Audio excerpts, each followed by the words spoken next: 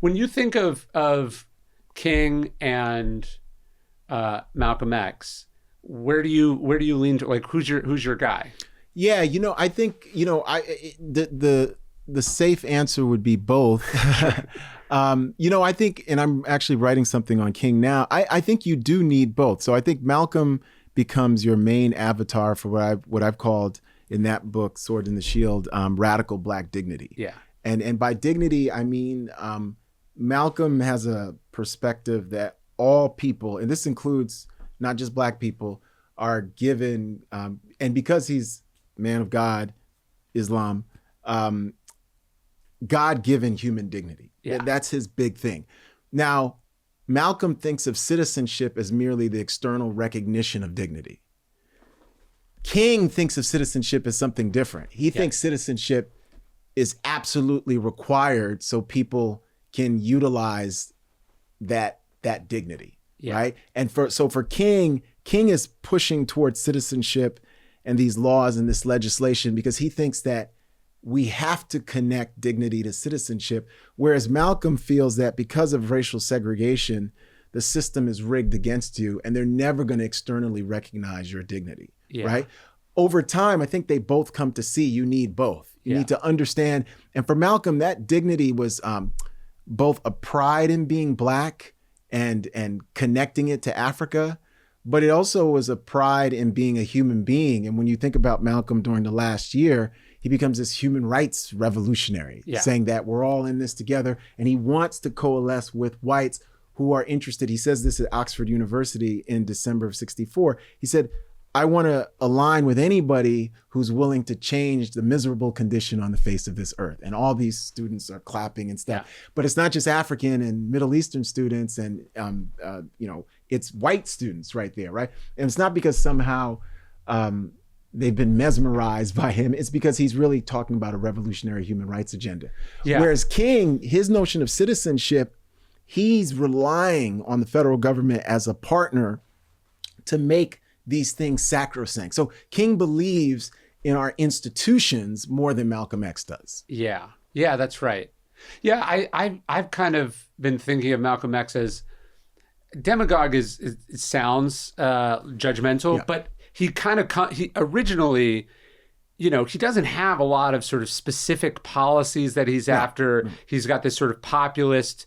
There's an antagonism and anger. It's a kind of a burn it down mentality. And then it's in that last year of his life that he becomes, I think, a more fully formed sort of political and moral figure in a way that King probably was all along.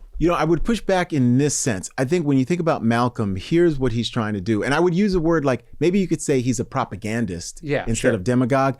What he's doing from the time he's out of jail in 52 all the way to 64 when he leaves the Nation of Islam, he is Black America's prosecuting attorney. And I write that. Yeah. And what I mean by that is this. He's prosecuting the entire United States of America for a series of crimes against Black humanity. Yeah. So he doesn't need a policy agenda. Yeah, what he wants to do, and he's very interesting here, he wants to speak truth to power to both Blacks and whites, but in different ways.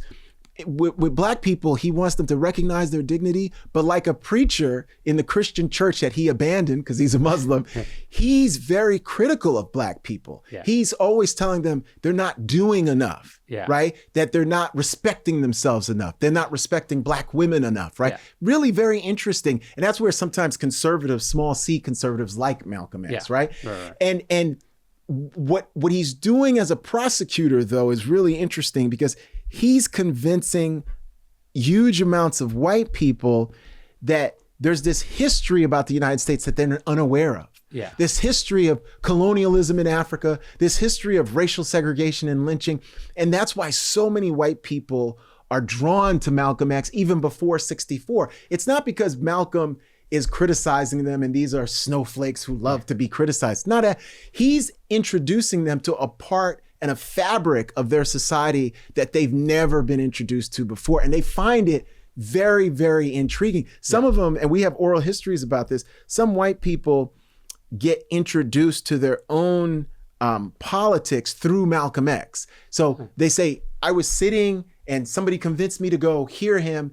And because of that, I later become a feminist, or I later find out about labor history, or later find out about my roots in Ireland. And you're like, wow, you got this through a Malcolm X speech? Sure. And so he's kind of shattering the paradigm. His job is just to diagnose the full extent of the systemic rot, right? And the history, and he lays out this case.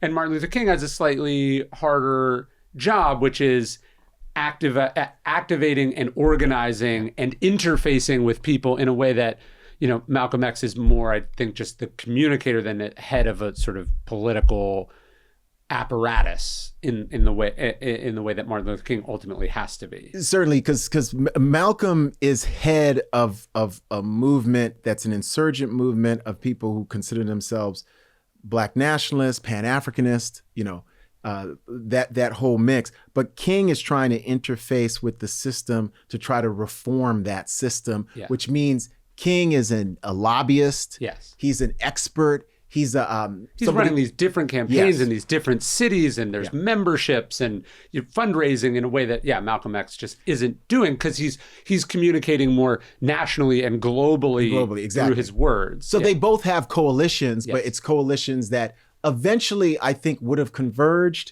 and in certain ways do converge through their surrogates. But while they're alive, circumstances disallow them. They meet one time in the U.S. Senate, March of '64, and another time in December of '64. Malcolm is at a speech at the 369th Armory where King is being feted for winning the Nobel Peace Prize. So he listens to the whole King speech and then talks about it the next day.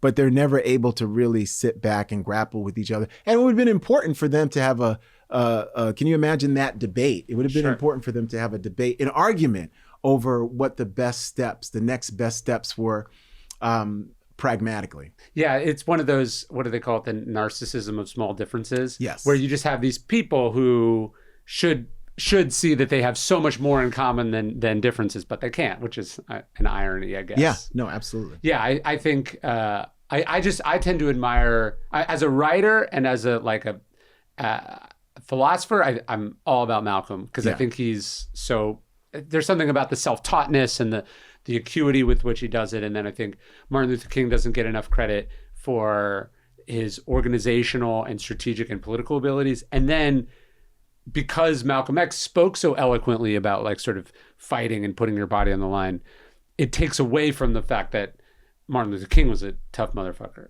Oh, I mean, you know what I mean? Absolutely. This dude gets stabbed in the heart. Oh, yeah. And his physicality, I think, is underrated. Oh, no, absolutely. And I think even him as a philosopher, I think one of the things I teach my students all the time is Letter from Birmingham Jail, because what that is a theory of justice. And it's a very, very complex, very, very profound theory of justice that he wrote himself. Written in the pages of books, right? Or what was he writing on? He was writing on pages of newspapers, toilet paper. He was in Birmingham City Jail. And what's interesting in Letter from Birmingham Jail is not only does one thing that's very prescient, he talks about white liberals and sort of their inability to stand courageously with the movement. And that has real echoes, especially for our own time.